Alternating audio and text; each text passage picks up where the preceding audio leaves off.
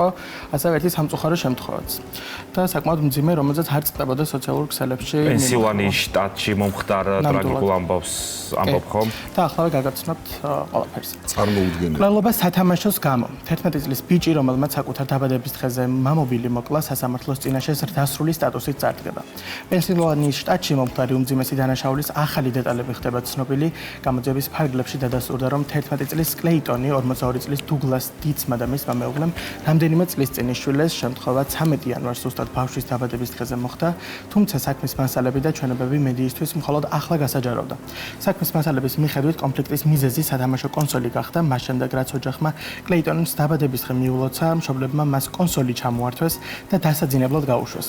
მოგვიანებით ბავშვმა მამის საძინებელში იარაღის სეიფის გასაღები იპოვა, რევოლვერი თავად დატანა და მძინარე მამობილს თავის არეში ესროლა.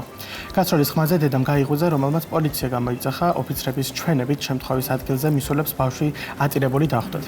იგი მომხდარს არ მალავდა, როგორც პოლიციის ოქმიდან ირკვევა, კლეიტონმა ადგილზე მისულ სამართალდამცავებს უთხრა.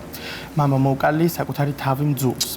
დაკითხვისას კლეიტონმა დაადასტურა, რომ მამობილზე ძილის იძულების გამო გაბრაზდა, თუმცა გასროლის შედეგებზე იმ მომენტში არ უფიქრია.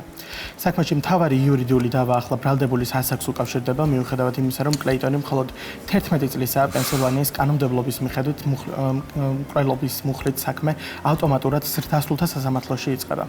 ბრალდებულის ადვოკატი ახლა აქტიურად ცდილობს საქმის არასრულწლოვანთა სისტემაში გადატანას, თუმცა ამ დროისთვის 11 წლის კლეიტონის გირაოზე უარი ეთქვა და ის მკაცრი მეთვალყურეობის ქვეშ ციხეში რჩება. ნახოთ როგორ დასრულდება კლეიტონის ამბავი ამ შემთხვევაში.